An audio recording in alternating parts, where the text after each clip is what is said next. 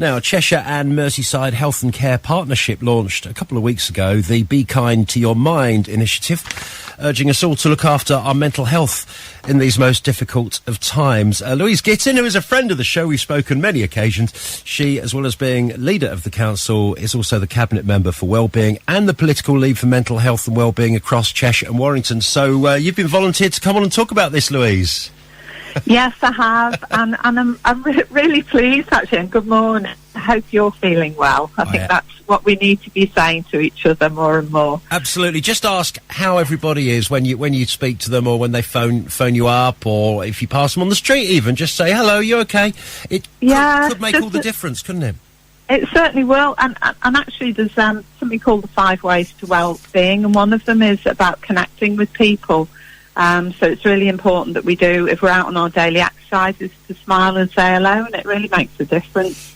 But anyhow, I'm here to talk about the Be Kind to Your Mind campaign that's currently been launched and has been running over the last 3 weeks across Cheshire and Merseyside. So it's a website called Kind to Your Mind. But we're also encouraging people to use on social media hashtags of Be Kind to Your Mind. So what we're recognising is that it's okay to feel worried or scared or helpless at the moment, but it's really important that we look after ourselves and that we feel able to talk to other people about how we feel, but obviously in a sort of a trusted environment. But the website is fantastic. It's got loads of tips and advice on how to look after yourself, both physically and for your mental well-being. And there's a special portal called Alma, which is ALMA, that's part of Kind to Your Mind website. And that's got all sorts of apps and podcasts and all sorts of different ways to help you improve your mental well-being. So it's really sort of positive and uplifting.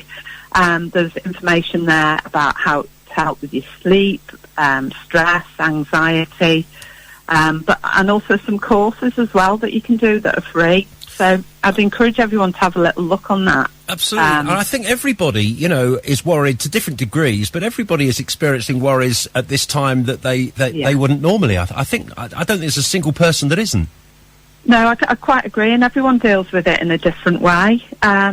I've actually heard some anecdotal evidence that some people, the actual security of being in their home is making them feel perhaps better than they usually would. But I think for most people, it is a worrying time. And because the virus, we can't see it, I think that makes it worse. Yeah.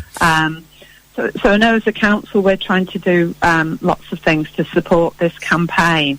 So Brio, which is our leisure provider, have put different sorts of exercise classes, because if you look after your physical well-being, it also helps improve your mental well-being. But they've got some nice things around mindfulness and yoga and all those sort of nice things that give you a moment to actually focus on something that's not your worries and anxieties. You mentioned being, in the home and locked away on, real strict lockdown or shielding. A lot of people are is giving them some sort of a comfort blanket at the moment, but maybe that's storing up problems in this regard for when they do need to go back out again. Yeah, and I mean, that would be really interesting because we don't know what that's been like in the past here. We don't know how people are going to react when they are given that go-ahead to go out. It might make some people very, very anxious, and we need to sort of think about how we can support people when we get to that stage. I'm not sure when it will be, but I think of course. That's something we need to think about. So if we can make ourselves, or try and make ourselves more resilient now, that will help us to deal with that in the future. And obviously, this is a viral pandemic, so the initial response has got to be all about physical protection. But as weeks are now turning into months, I think even the government are becoming aware that this is having quite a severe effect on the mental health of a lot of people, and that needs to be dealt with now. That can't just be left, can it? It's got to be dealt with now. And this campaign goes some way towards dealing with that. Yeah, very much so. And I think, it's really important that people feel that there is that, or know that there's that support out there. and that they've got somebody they can talk to. And there is actually, I think it was mentioned a couple of weeks ago, we launched a special helpline in Cheshire West for anybody who is struggling, so that they can phone somebody. We're working with Cheshire and Wirral Partnership, who's the Mental Health Trust. So would you like me to say that number out again, just so that you've got it? Yes, please, as a reminder. Yes, please. Yeah, so it's 0300 303 3972, and that's a confidential helpline for anybody who, after they've looked at all the online availability and have talked to their family and friends, that if they still feel that they need support, then it's the 0300 303 3972. They must give it a call. And that number is open 7 days a week from 8 a.m. to 7 p.m, isn't it? That's correct, yeah. Okay. Yeah. I mean, people may be, especially if they're on their own, they may be overthinking things. I suppose something that a lot of people do is spend a lot of time worrying about things that they just can't control. Yeah, very much so.